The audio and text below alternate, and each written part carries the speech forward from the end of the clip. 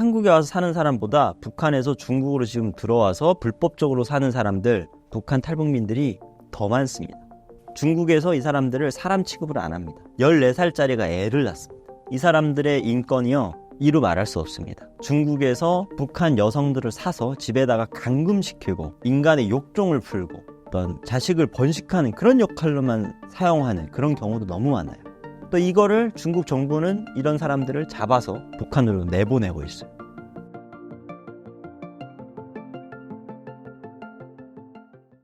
북한이 대북확성기 방송에 이토록 민감한 이유는 뭘까요? 북한은 이제 남자들이 군 생활을 10년을 이제 하고, 그리고 이제 교차 지원이라고 해서 북쪽에 있는 애들을 남쪽에 보내고 남쪽에 있는 애들을 이제 북쪽 국경지대에 보냅니다. 근데 이 국경지대에 나와 있는 군인들이요, 국가에 대한 충성심, 아버지, 할아버지부터 대대로 북한 정권에 굉장히 열심히 몸과 마음을 담아서 이제 국가를 섬기는, 그러니까 세뇌가 정말 잘 돼 있는 집안 애들을 착철해서 보내요. 이 국경지대에 오는 애들은. 그래서 충성심이 굉장히 강한 아이들입니다. 그렇기 때문에 이들이 만약에 뭐 탈북이 이루어지거나 이런 게 극히 드문 것도, 이들은 너무 사상적으로 공부가 잘 된 애들이에요. 북한에서 생활도 괜찮고. 근데 이제 거기서 약간 변질이 돼서 한 명씩 오죠.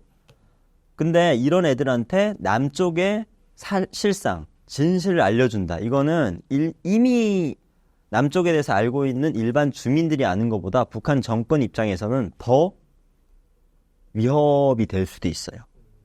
이들이 남쪽이 얼마나 민주적이며 얼마나 이 세계적으로 경제력으로 엄청 올라와 있고 살기 좋은 나라인지를 알면 이들이 동요하면 북한 내부가 흔들릴 수 있어요. 왜냐하면 그나마 지탱을 지금 북한 정권을 하고 있는 거는 이 핵심 세력인데, 여기에 들어가는 애들이 DMZ 그리고 GP, GOP, GP에서 근무를 하는 애들이에요. 근데 이들이 군사복무를 마쳐서 사회로 돌아가서 자기가 들었던 거, 느꼈던 거를 사회에 얘기하고, 이들이 이제 올라가면 다 기득권이 되는 거죠. 북한 기득권.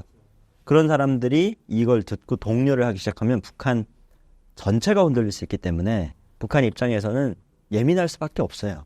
네, 대북방송이. 그래서 대북방송을 틀어야 된다, 더 많이 해야 된다라는 목소리가 나오는 것도 다 이유가 있는 겁니다. 옛날에는 북한의 풍선에 달아서 보내고 했었는데요. 정말로 길거리에서 접하기도 했었나요? 그러니까 저는 이제 저기 북쪽 지방 사람이니까 이쪽 남쪽에서 오는 풍선이 거기까지는 안 옵니다. 근데 이제 거기서 죽고 뭐 하고 이런 사람들의 이야기를 듣죠. 예전에 70년대, 80년대 남북한이 서로가 굉장히 긴장 상태가 고조될 때는 서로가 그런 걸 보내고 아주 그랬죠. 그때는 팩트 기반이 아니라 서로를 비방 증상하는 내용들이 많았어요. 네, 어떻게 보면은 옳은 방법은 아니죠. 근데 최근에 이제 대북 확성기나 이런 것들은 진짜 있는 이야기, 북한이 처해 있는 상황, 고립, 이런 것들을 보내기 때문에 그때랑 성격이 좀 달라졌어요. 네. 그래서 북한이 더 발작할 수도 있고, 왜냐하면 자기네들이 지극히 숨기고 있고 북한 주민들한테 거짓말을 하고 있는 것들이 밝혀지니까 조금 창피하고 나쁘끄럽죠. 최근 러시아 우크라이나 전쟁 이후로 북한의 경제에 호황이 왔다는 이야기를 들었습니다. 현재 어떤 상황인가요? 저는 전혀 동의하지 않습니다. 왜냐하면 러시아와 중국은 북한을, 비유가 좀 그렇긴 하겠지만, 다 죽어가는 사람, 그러니까 이 의식불명이 없는 그런 사람한테 산소호흡기를 달고 있을 정도로의 지연만 하고 있어요.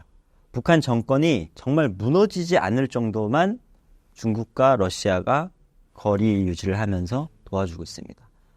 이때까지는 그 역할을 중국이 꽤 긴 시간 동안 해왔어요.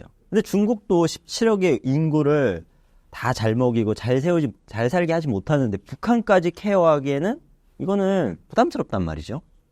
그래서 어느 정도 이제 그 역할을 중국이 더 많이 했습니다. 왜냐하면 워낙에 오랜 시간 동안 또 많은 길이의 국경을 맞닿아 있기 때문에 중국이 이걸 해왔죠. 그걸 안 하면 이제 남쪽이 하거나 이러면 이제 북한 정권에 흔들릴 수도 있기 때문에. 근데 이번에 우크라이나 전쟁으로 인해서 푸틴이 북한의 도움이 필요했던 거죠. 북한은 무기를 이제까지 계속 내다 팔았습니다. 하지만 이게 계속 적발이 됐어요. 왜냐하면 이게 해상으로 내다 팔다 보니까 북한은 한국으로부터 해상이 갇혀 있어요. 그래서 러시아 위로 못 갑니다. 거기는 그렇게 북해 쪽이니까. 그래서 항상 이 공해상으로 일본과 이 부산 앞바다를 해서 저기 중동 그리고 동남아, 아프리카까지 무기를 팔았어요. 근데 그게 계속 걸리는 거죠. 너무 먼 거리고. 그래서 북한이 가지고 있는 탱크, 낡은 거죠. 옛날 거. 미크 이런 비행기를 다 분해를 해요. 다 분해를 해서 기계에 싣고 내다 팔고 이랬습니다. 근데 그게 한 대, 두 대밖에 안 되죠. 그러다 보니까 돈이 얼마 안 됐는데 이번에 국경으로 그냥 아무런 감시 없이 열차를 그냥 실어서 러시아에 내다 팔 수 있는 게 돼요. 그러니까 북한 입장에서는 굉장히 땡을 잡은 거죠. 내다 팔았습니다. 근데 그게 무기를 팔아서 그 돈이 북한 주민들한테 가냐? 그렇지 않아요. 지금까지 코로나 2년 그리고 그 전후의 안보리 제재로 북한이 계속해서 경제적으로 어려웠기 때문에 배 고른 사람은 위부터 다 배를 골았어요. 다 배고픕니다. 김정은도 배고파요. 그 인간들한테 먼저 채워지는 겁니다. 그리고 나서 이제 주민들한테 그게 오는데 그게 과연 얼마나 올지, 온다고 해도 북한 주민들한테 직접적으로 오지는 않습니다. 국가에서 주민들을 향해서 팔아요. 그러면 북한 주민들은 사 먹는 건 똑같아요. 가격이 조금 싸거나 조금 선택권이 많아질 뿐 사 먹는 건 똑같습니다. 그렇다 그게 완전 북한의 어떤 경제력이 좋아진다라고 볼 수는 없고, 그렇게 누구의 도움을 받아서 경제력이 좋아지는 건 반짝이죠. 자기네가 어떤 생산 구조를 만들고 경제적으로 부흥을 해야 잘 사는 거지, 누구한테 도움을 받아서 용돈 받아가지고 잘 삽니까? 예, 한두 달 먹고 살겠죠. 잠깐이죠. 전통적으로 북한과 중국은 가까운 관계로 알고 있는데요. 북한 사람들의 중국에 대한 인식은 어떤가요? 중국이 있어 참 다행이다. 지금까지 이렇게 굶어 죽지 않은 거는 그나마 중국 덕분이다. 이런 생각들을 많이 하고 있어요. 특히나 국경 지역에 사는 사람들은. 왜냐하면 중국이 아니면 북한 주민들은 어디서 어떻게 할 수가 없어요. 뭐 쌀을 내와서 팔고 어디 북한에 있는 지하 자원을 내다가 중국에 팔 수 있는 데가 중국밖에 없어요. 이때까지 90년도 이후에 북한이 식량난을 겪으면서 북한 사람들이, 수많은 사람들이 아사자가 생겼지만 그나마 그 정도밖에 안 생긴 게 중국 덕분이에요. 그래서 북한 주민들은 중국을 바라볼 때 저들이 우리를 착취해 간다, 가져간다. 사실 내게 아니잖아요. 국가 거예요. 북한은 소유 재산이 인정이 되는 나라가 아닙니다. 어차피 국가에서 가져가는 거 상관없어. 나만 좀 먹고 살고 그나마 좀 이렇게 연명할 수 있으면 돼 라고 생각하기 때문에 중국에 대한 어떤 인상, 이미지는 좋죠. 네. 하지만 중국이, 러시아가 이번에 조금 개입이 되니까 이번에 쓱 자기네가 발을 빼기 시작해요. 거리두기를 쓱 시작합니다. 네. 김정은의 자치도 좀 쓱 감추면서, 그러니까 이제 우리가 많이 해왔다 이거예요.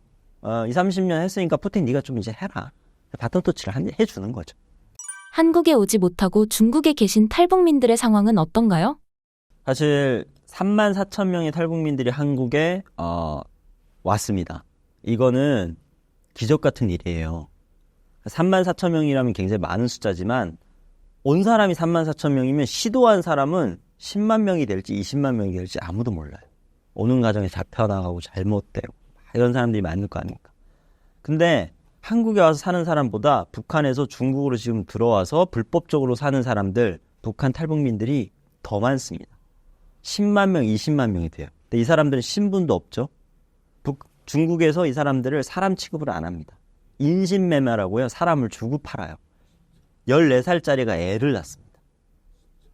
근데 그 애가 아버지는 등록이 돼 있지만 엄마는 없는 걸로 등록이 돼요. 왜냐, 엄마는 신분이 없는 사람이니까요. 그럼 그 엄마는 신분도 없어. 애를 병원에서 낳지도 못해. 아프면 병원에 가도, 중국에 이런 게 돼 있는지 모르겠지만 그래도 개인정보는 기재를 해야 되지만 그런 것도 없습니다. 그렇게 사는 사람이 중국에 지금 10만 명 이상이 있는 걸로 추정하고 있어요. 이 사람들의 인권이요, 이루 말할 수 없습니다. 심지어 정말 극단적으로 중국에서 북한 여성들을 사서 집에다가 감금시키고 인간의 욕종을 풀고 어떤 자식을 번식하는 그런 역할로만 사용하는 그런 경우도 너무 많아요. 그래서 북한 여성들, 특히나 여성들입니다. 여성들이 지금 중국에서 엄청난 인권 탄압을 받고 있습니다. 또 이거를 중국 정부는 이런 사람들을 잡아서 북한으로 내보내고 있어요. 이 사람들이 북한에 나가면요, 10년, 5년씩 중국에 있었기 때문에 북한 사회에서 적응 못해요. 그리고 10년, 20년 북한을 배신하고 나라를 저버리고 떠났기 때문에 배신자로 찍혀서 엄청난 처벌을 받고 있습니다. 그래서 하루빨리 이제 중국에서의 이 탄압을 받고 있는 북한 탈북민들의 인권을 좀 개선을 해야 된다. 이런 목소리들 많이 내고 있고, 이게 지금 우리가 말로 전해서 이렇지 이게 현실을 펼쳐졌다고 생각하면 여러분들은 정말 경악할 수. 그러면 한국에 오지 못한 탈북민은 한국에 오지 못하는 이유가 무엇인가요? 제가 아까 말씀드렸지만 한국으로 올 때는 어떤 조력자가 없으면 불가능해요. 예, 이 탈북 루트라든지 비용이라든지 중국에서 그렇게 본인의 목소리를 못 내면서 사시는 여성분들, 탈북민들이 그 돈을 마련해서 자기가 오기라는 쉽지 않습니다. 진짜 미션 임파서블이에요. 탈출해서 오다가 잡히고, 그럼 잡히면은 자기가 돈 주고 산 그 주인이라고 해야 되나요? 그 인간 말종들은 사람을 때리고 엄청나게 고문하고 이러기 때문에 그 트라우마와 어떤 그런 것 때문에 다시 시도를 하기가 힘듭니다. 실제로. 그리고 요즘에는 또 중국이 모든 게 안면인식 시스템으로 다 바뀌어서 이 사람들이 신분이 없이 중국의 지역과 지역을 이동하고 다른 나라를 가는 게 거의 불가능해요. 그래서 중국에 아무리 오래 있어서 정보가 있고 돈이 조금 있어도 지금 탈북하기가 어려운 시점입니다.